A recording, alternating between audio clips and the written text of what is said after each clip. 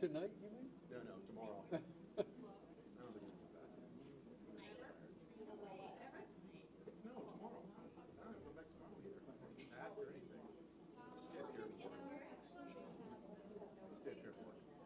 We're gonna talk to you about your work ethic. I might actually get something done. Spend the rest of the week up here.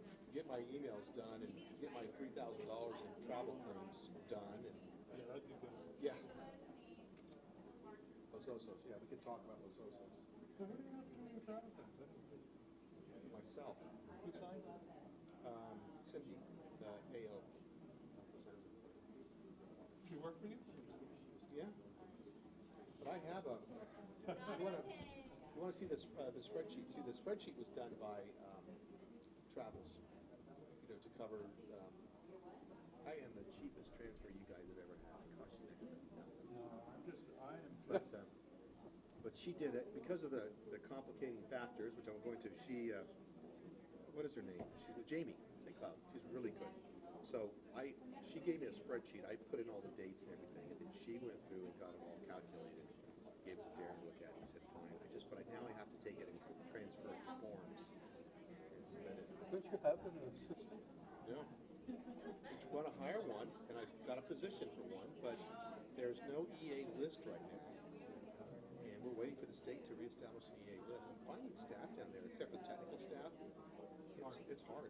It's expensive.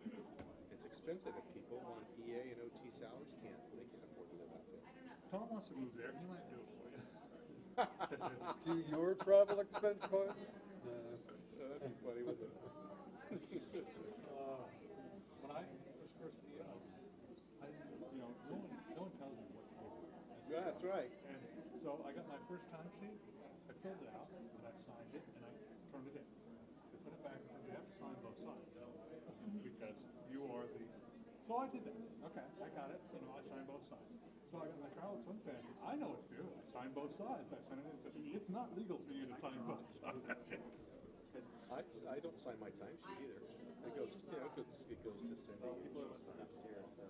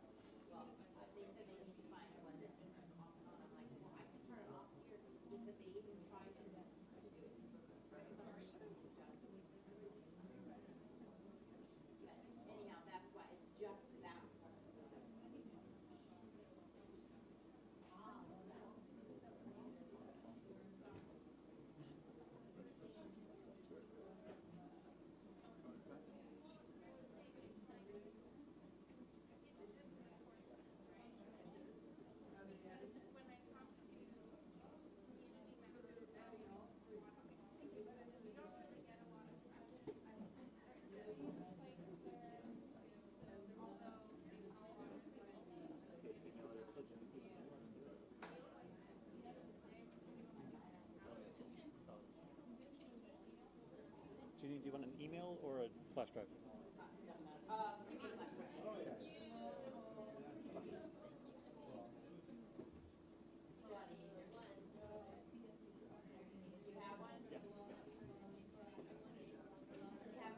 We have one. Got one. Come.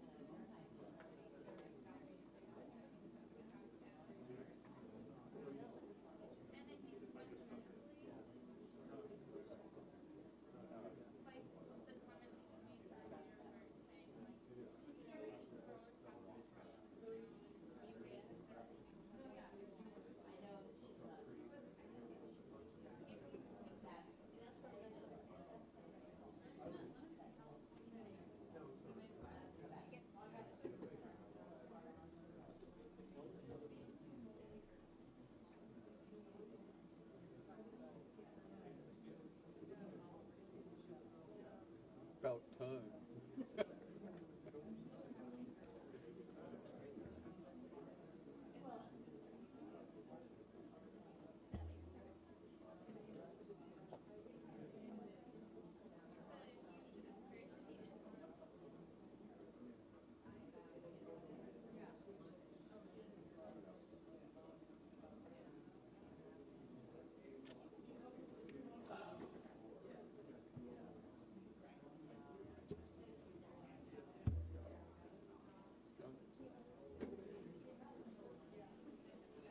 Do you want some more dinner?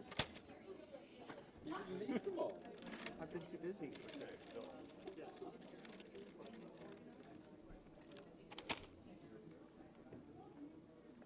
Harvest cheddar.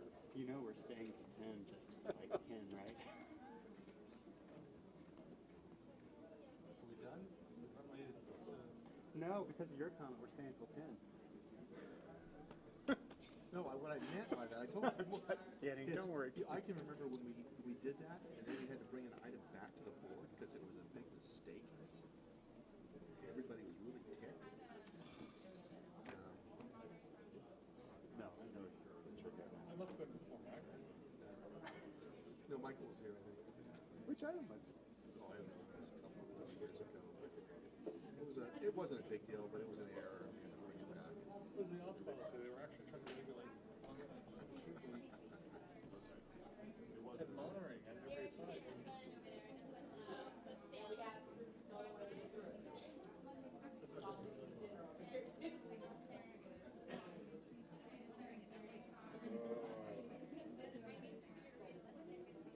You guys upgrade your phones to iOS 7? It was only available last Wednesday. Oh, really? You got the beta version? No, when it went Gold Master, which is about 3 weeks ago. So, it's funny though, because Erin, she has this amazing ability to find what's broken in software. She should be a beta tester for every software. She immediately found like 4 bugs in iOS 7. Then she finds it. Yeah. All right. Hold on, let's chat now.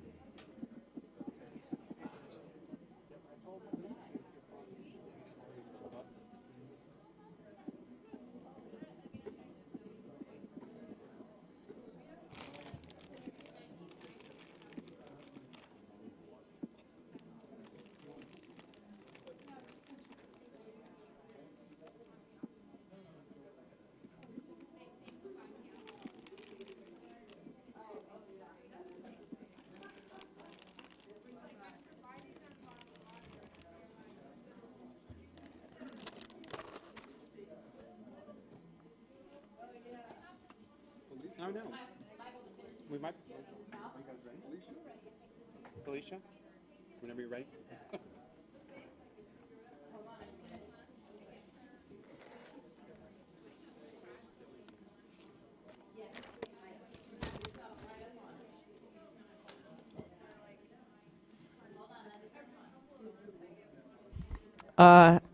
Good evening.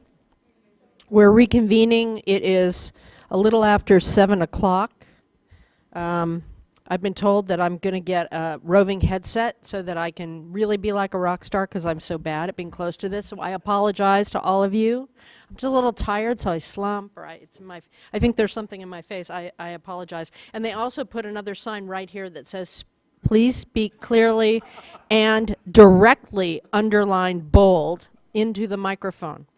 Of course, it was already there, but that didn't do me enough good, so I know.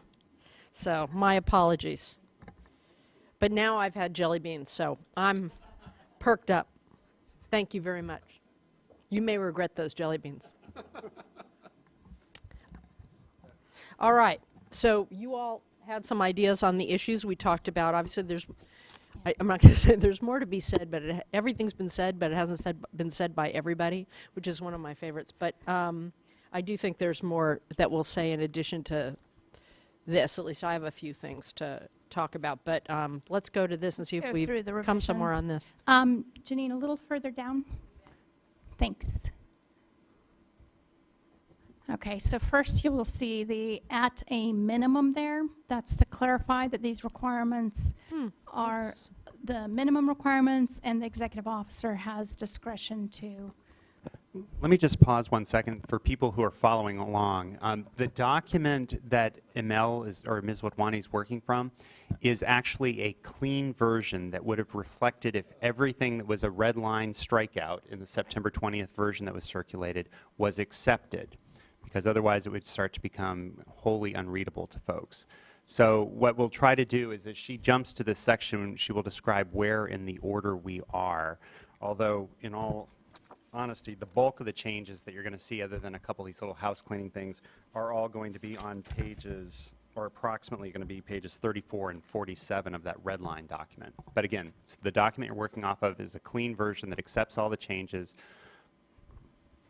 Okay, so we're on page 33 of the red line that you have, and this is the groundwater monitoring cooperative groundwater monitoring program. And we have added at a minimum here to clarify that the requirements spelled out are the minimum requirements, and the executive officer obviously has discretion to approve additional requirements. Okay. Scrolling down a little bit more. We might be now on page 34 of the draft you have in front of you. So we have removed the within 12 months of approval of the program and put in a hard deadline for that. That's to address the concerns with, that approval could take several months. We're trying to, keep it to an actual deadline regardless of how long approval takes. That also then clarifies that any existing approved programs would comply with this state. A little further down, so we have actually, it's a little hard to tell with the red line, but we've restored the language of the original provision because there were strike-throughs and we had made changes. We're trying to actually show you the changes we've made on top of the proposed changes. So this reverts everything except everything until the point where it says notwithstanding the foregoing. It's reverting back to what they had, which was what is currently in the Central Coast order, which said, within 90 days, dischargers notify if they're going to join, if they intend to do cooperative groundwater monitoring instead. Within a year of adoption of the order, there needs to be an actual proposal, and if not within a year of that, the dischargers start doing individual groundwater monitoring. So we're kind of at the status quo then there, but yep. So people might look at this and say you added a year because it now says 2 years rather than 1 year. We in fact did not add a year. It's just that as Amel just explained, the original Region 3 order says that they have if no cooperative monitoring proposal is submitted within 1 year, then the discharger shall have essentially an additional 1 year to comply with their provisions for individual monitoring. We just tried to make that a little bit more clear. It's instead of 1 year and 1 year, it's 1 year from adoption, 2 years from adoption. So again, not a substantive change, just a clarification about how the years Clarification. work. Could you zoom the text a little bit, just make it a little bigger, please? Slide bar down there at the bottom.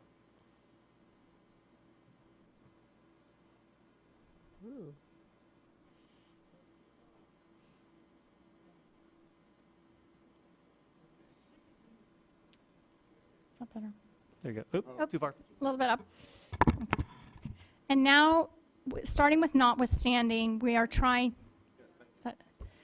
we are here clarifying what we discussed, which is that dischargers who have not joined a cooperative groundwater monitoring program at this point are to go ahead and complete the 2 rounds of individual monitoring that they're required to do. However, they have the option of joining a cooperative groundwater monitoring program still. And I'll just read it. I think it's clearest if we just read it. Notwithstanding the foregoing, cooperative groundwater monitoring proposals may be submitted between September 24th, 2013 and November 1, 2013. Dischargers who have not joined a cooperative groundwater monitoring group prior to September 24th, 2013 may participate in an approved cooperative groundwater monitoring program, provided they have completed 2 rounds of monitoring as required under individual groundwater monitoring requirements. And that term, may participate in an approved cooperative groundwater monitoring program, captures both programs that have already been approved or programs that might be approved between now and November 1. Unless there are questions, I can move to the next edit. I think we're going to end up in the next change. So, Yeah. yeah, a few more times, yeah.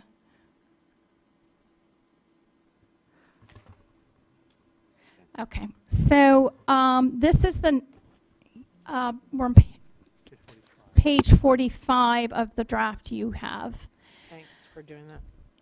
So we're moving the deadline for the determining and reporting the nitrate loading risk level to January 15th, 2014. And the reporting, and that date is picked because we think that gives the discharges about 2 months after the Central Coast Water Board can make the revisions available. The provision very clearly says that it has to be reported on in the annual compliance form. We don't need to make changes there, but the expectation is that the regional board is going to make available kind of just an additional module for this to be reported. And by doing this, they have the data on the nitrate loading risk factors. They can start working with dischargers who then have to, now based on this determination, would then have to, in October 1 of 2014, report their total nitrogen applied. Next.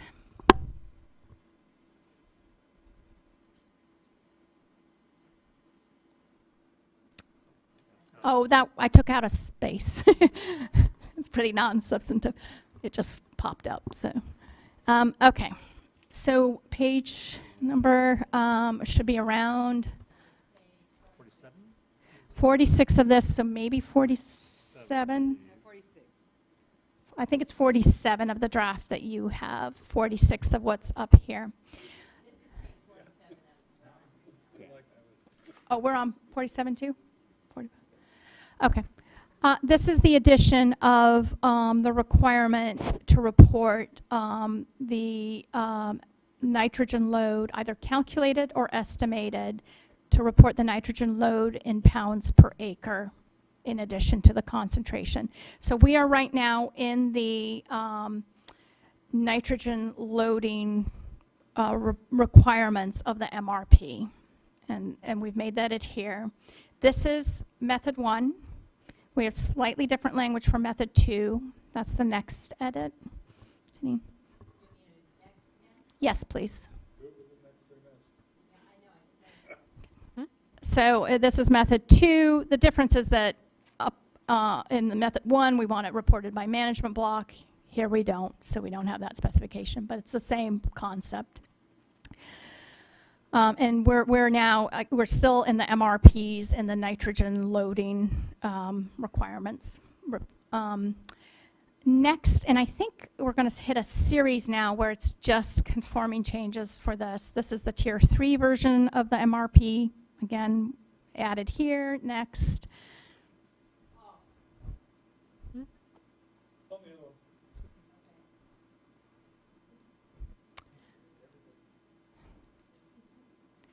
Okay.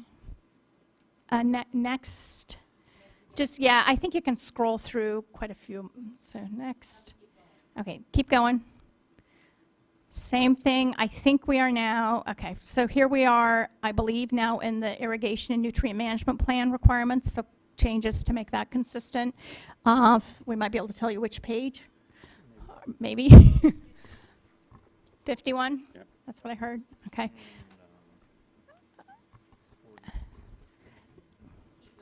Keep going, next. We are now in the annual compliance form requirements, around page 59, perhaps. Okay, and Don't look at that. okay, and just making that consistent with what we've done. Next. Still in, oh, so I should explain this. We're still in the annual compliance form. We discovered while we were going through this exercise that we had asked for the average nitrogen concentration in irrigation water twice in the annual compliance form. So we're just deleting it so it's not repetitive. Page 60. Next, please. Same edit, still in the annual compliance form, but I think this time for the tier 3 dischargers. Next. Again, same thing. We asked for it twice, deleting it here. Next. Same thing. Next. This is, this is the discussion of the annual compliance form where we're directing the Central Coast Water Board to make a number of changes between now and the October 1st, 2014 version, and we're just adding that the nitrate concentration irrigation water will be reported in 2 forms.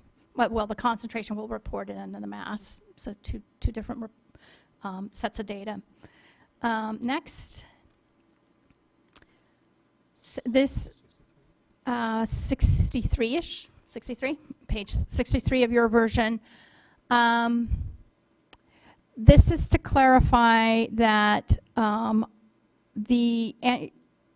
after this initial reporting, October 1st, 2013, when we're using the existing version of the annual compliance form, after that, the regional board will make one edit basically to capture the nitrate loading risk level. And that will happen January 15, 2014. So it's repeating or clarifying what we've already said before. Next.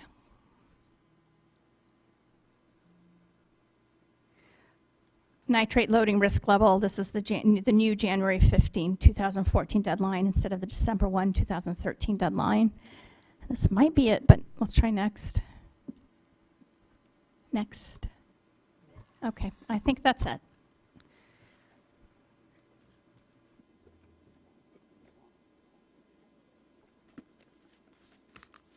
Okay, do we want to go through those changes, or talk about any of the other issues? I'm looking to you all. I'll defer to what you want to talk about next. I'm okay with those changes. I was curious as to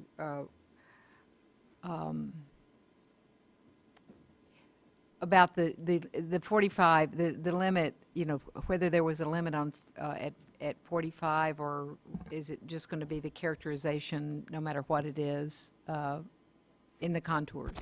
We have not put in specific language saying that we want the projections to reflect when it's 120 or above. We could. We were under the understanding, I think, that we were going to leave that to the executive officer, but Okay. we can be a lot more specific about that if you prefer.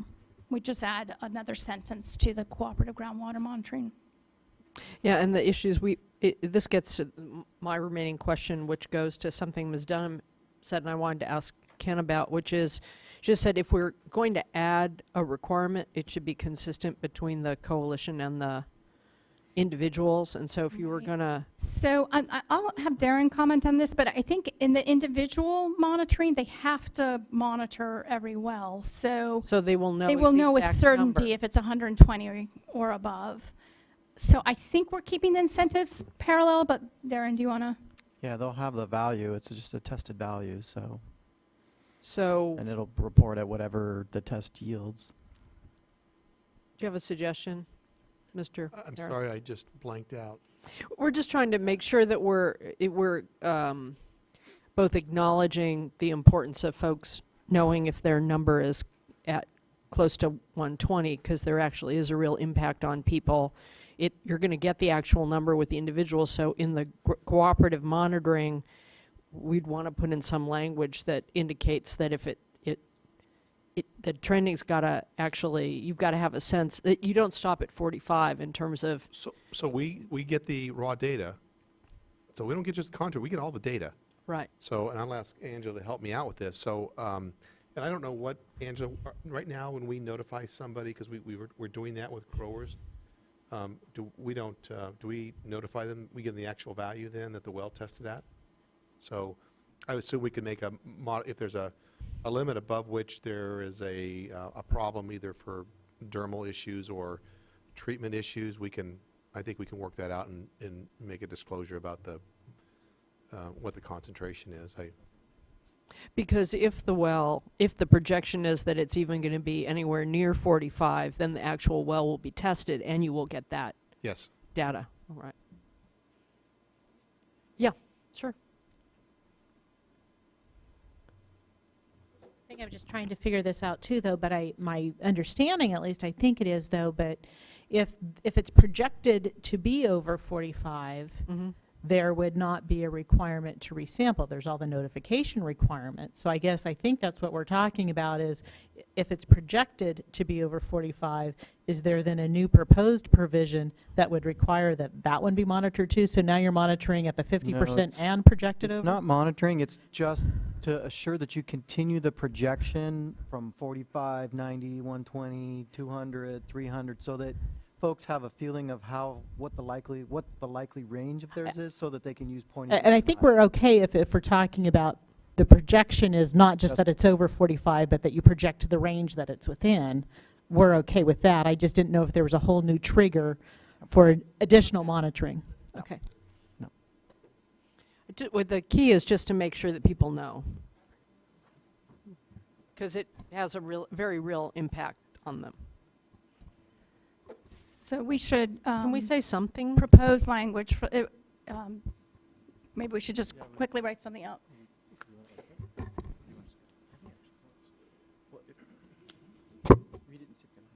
I don't know if this helps or not, but I mean, we're going to ask that all data be contoured. All data that's produced is going to be contoured. Right.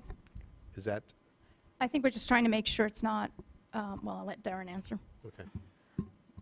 Yeah, so the question is in the contours and their usefulness towards the point of use, which is, I think, was what people were saying, is that, so you need to have a line at 120 or somewhere around there so that people can judge whether a point of use system is still appropriate, or I'm beyond that and now I'm into bottled water type territory. Right. And Phil had some draft language from before we thought that actually you were deferring to Ken's judgment on this, but so let's Phil, read the language and see if this satisfies. So let's see if this gets close to what we're trying to do here. This would be just a new sentence that would go in the long new paragraph about drinking water evaluation on page 33 and 34. And all it would say is that And I can tell you where, I guess. Thank you. A little bit higher. Oh, you can stop there. Oh, no, a little higher, I'm sorry. The paragraph above that. Okay, so this would go just before the sentence that starts cooperative groundwater monitoring program work must be scheduled, which is right where the cursor is, that same line. Mhm. So after the word practicable, where the cursor is, it would be a new sentence that says, cooperative groundwater monitoring programs shall identify areas where nitrate levels are projected to be too high for point-of-use treatment technologies.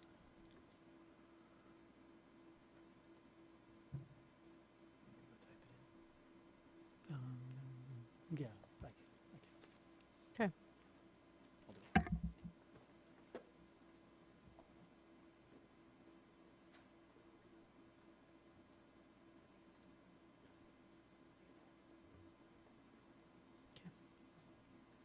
If I can make a clarification. Sure. Currently, any contour map will not have simply a above 45 and we're done. All contour maps will have intervals of 10 milligrams. Let's say 10 milligrams per liter. So then that will continue, you know, as high as the nitrates are testing. So So this will, you will have a contour map of everything? correct. So it's not simply a wide swath of 45 and above. If there's wells and some have tested at 45 and some have tested at 70 over here and some have tested at 100, there will be contour maps around all of those. It's not simply a one swath sort of thing. Right, but isn't part of this characterization and projection?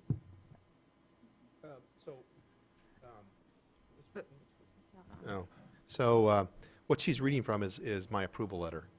Oh, Which yes, see, we condi- don't have that. Which in front conditions. of us. Right. So Oh, you're sorry, just yeah. telling what the No, we intent talked is of about it. what you would improve, that so that we condition- don't have the- to worry. right. If we were to approve something, the conditions would be that the contour maps would show every 10 milligrams per liter for the whole map, for all, Right. based on the wells. For all available data. Correct. Right. Well, does our saying this then take anything, there's no problem with us just saying it to be, Well, only if we want to make sure that if there are any new groups that come along, that they, I don't know, I think, yeah, I'm not going to approve anything less. That's a good point. I'm not going to approve anything less, so I guess we've got it covered. I just wanted to kind of give thank you. people some Yeah. feeling that it wasn't just going to simply be, if you're over 45, Yeah. we're done. So as I said, we've put a lot of thought into the approval letter and into the process, so a lot of these issues I think we have covered, so. it's one of those time Yeah, I know. I understand. interval things. All right.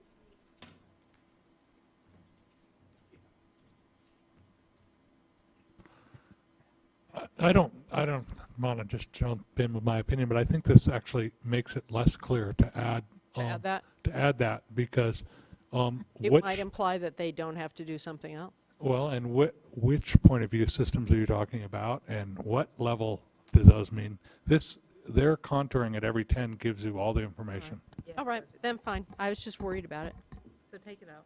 Okay, you can take it out. Yeah, it can be taken out.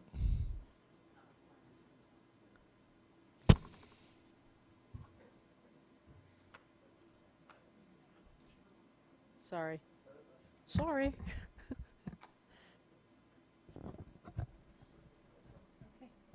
Okay. All right. Any other questions? Any comments? Comments? I'm almost ready to entertain a motion. I just wanted to say a few things that aren't necessarily about changes, and I want to commend everybody involved in this for their concern, attention to detail, focus on trying to make this as good as we can. I think I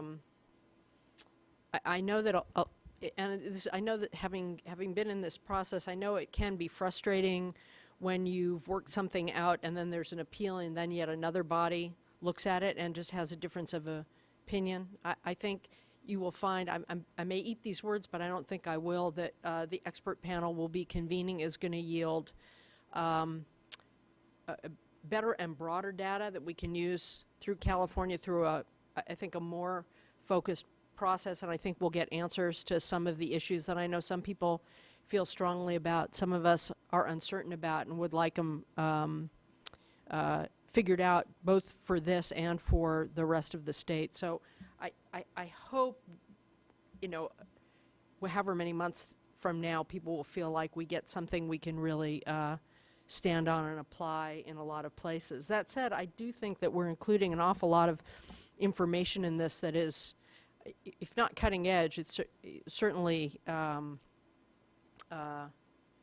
substantial, really substantial progress, and I appreciate all the time and concern people have put in both on the drinking water issue and the more nuanced issues of how to assure that we are going to make progress in this arena. I also want to say that the drinking water issue in California, nitrate contaminated drinking water that people are drinking, is one of the highest concerns we have. I think our report coming out last year was very important. The attention in the legislature is there. I think we do have a long way to go in figuring out how to get the public policy decisions made that will really have a drinking water program that helps disadvantaged communities financially as well as on the ground, and we're all committed to working on that. I think this program is a piece of that, and we're doing what we can within this program, and hopefully we'll make a difference with this program, but it is a much larger change and issue that the legislature and governor and all of us in agencies really have to address. And I've seen a tremendous amount of focus on it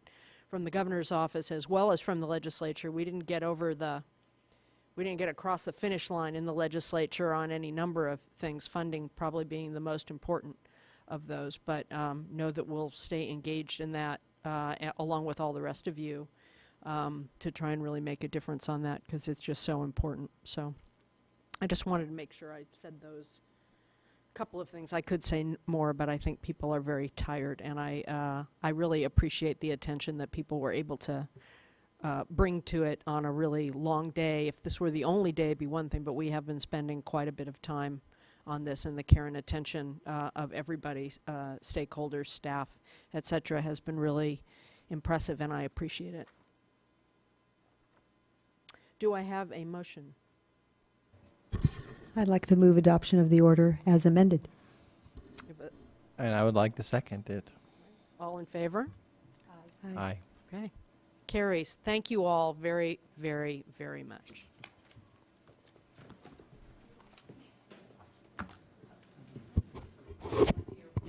No executive director's report? You know, I love the executive director's report. Mr. Howard, anything you want to direct our attention to? All right, well,